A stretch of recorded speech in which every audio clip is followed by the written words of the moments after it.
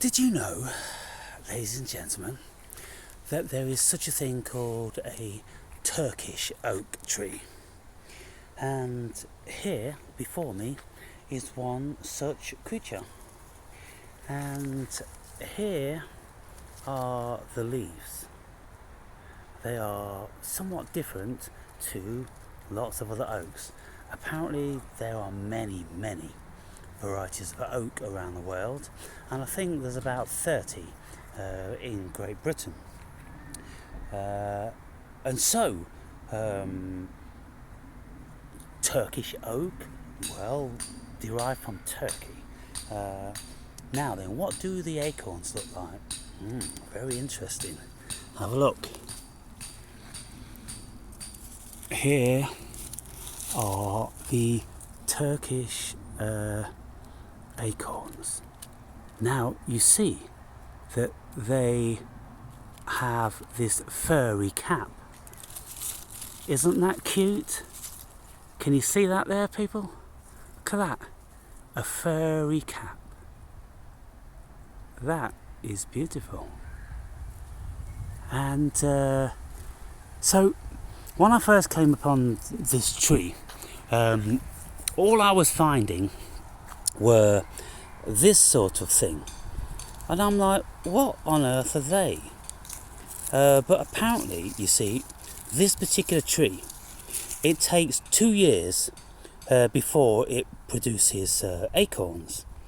And so these look like they are dead, but I think this is just the first year's version of them before they manifest into a proper acorn. Now we can see here that there are lots of these caps at this stage, but I can't find many acorns. And so what I'm going to do is, as a comparison, I'm going to take this little sprig. There we go. Now, doesn't that look beautiful? Now this is almost ready, if it's not ready now, to be harvested by a squirrel in any case. So over here we have an English oak, which is also known as a pedunculate oak. And it's called a pedunculate oak, or pedunculate oak. Pedunculate, I'm not quite sure. Because the acorns grow on what is called a pedunculate, which is this stalk, whereas these, the Turkish oak and sessile oaks and lots of other oaks, they grow directly off the twig. So that's growing directly off the twig, whereas these grow on stalks. Now we can see a whole cluster of very tiny ones there. These appear to be in the first year, and they will grow large, I suppose, next year. Okay, here we are. Here's one. And so if I take this little sprig, and I'm going to make a comparison here. Come hither. Right then, let me come into the light and place you on the floor. And then we can see some differences. Now we can see that this variety of leaf is longer, more pointed and spiky, where these classic English oak or pedunculate oak are more broader and rounder. So, and then you see the pedunculate here, where the acorn is hanging from that like little twig of its own, whereas usually they just come from straight from the stem. So, and these leaves are a little bit more darker and glossy and a little bit rough, whereas these are very smooth on the top. These have a roughness to them. And so we can see also on this twig that we have some which will probably be maturing next year. Those two little ones on the side there. But then you've got that beautiful one on the front, and this is the first time I've ever seen this variety of oak. I came upon it a couple of weeks ago when there were no acorns like this. There were just these small little things, and I'm thinking, is that some sort of freak show? Is that some sort of anomaly? But then I looked in my books and I discerned that it's a Turkish oak, and that's how they are. And so Turkish oak, English oak, and let us make a comparison with the acorns. So this one has got some red in it and more yellow, and this one's very green, and this one has the cap coming right up around it, where this one is just basically on the bottom. So I'm going to take both of those, and I'm going to see if Providence looks like she prefers either or the one.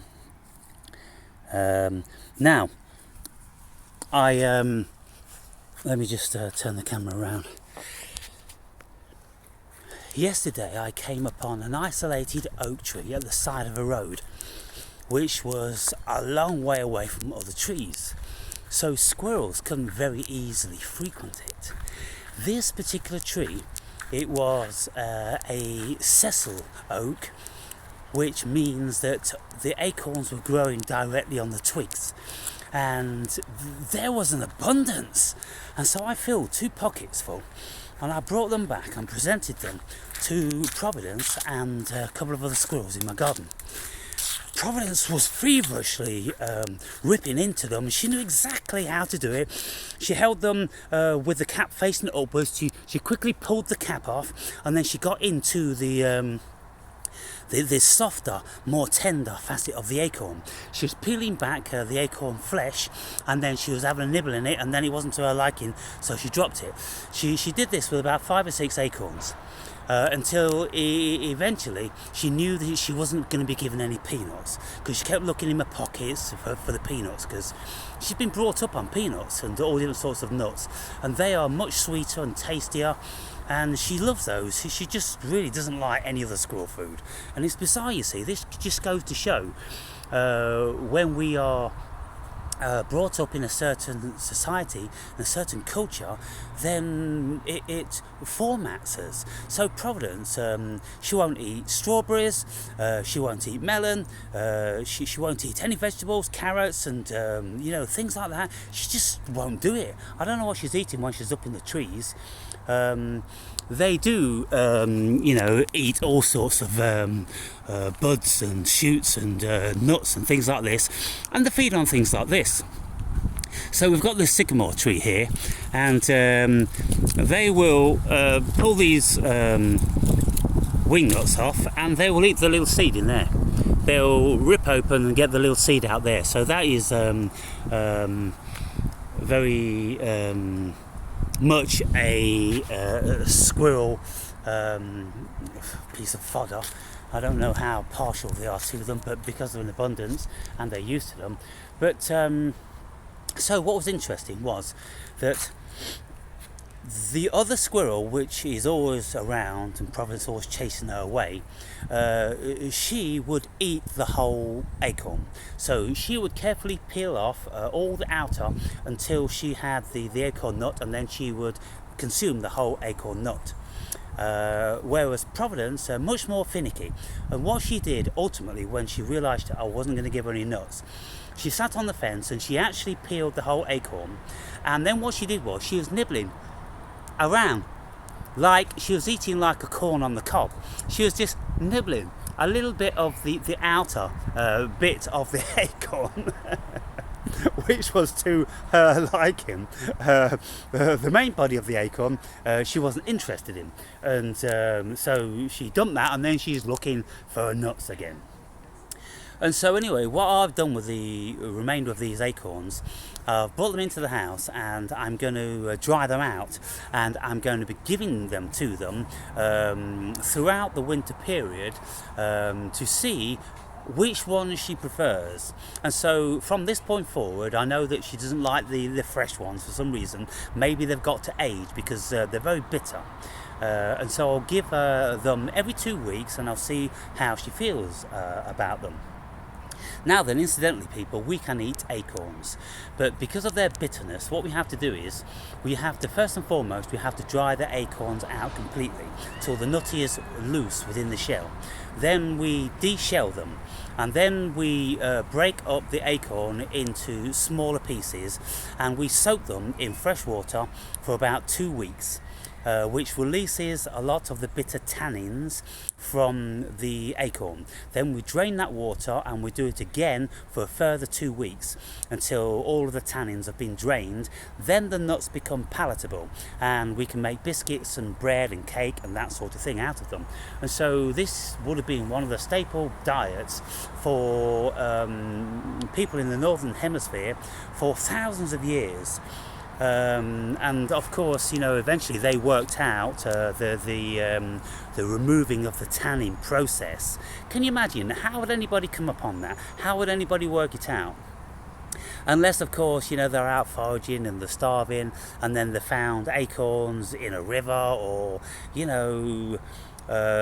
acorns that have been weathered for a month or something like that. I don't know. And they thought, well, this is more palatable. They're not as bitter as when they're fresh. And so this whole process, and one of the beautiful things about living as we do now is that, we have the benefit of thousands of years of human evolution. Things have never been better, people. They really haven't ever been better. And so next time you're feeling disgruntled about your life, just have a little bit of reflection of what our ancestors had to suffer. And, billions of them dying through poisoning from eating the stuff that we know is poisonous these days. We've got books and books and books and books that tell us that things are poisonous. Just as I'm speaking about that, let me show you this.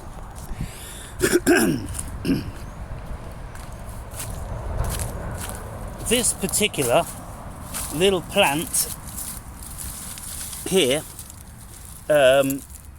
causes blistering to the skin. Now naturally that's a poisonous berry, and if you touch that then your skin apparently will blister, and due to the attractiveness of them, then one would assume that many animals have suffered trying to consume them.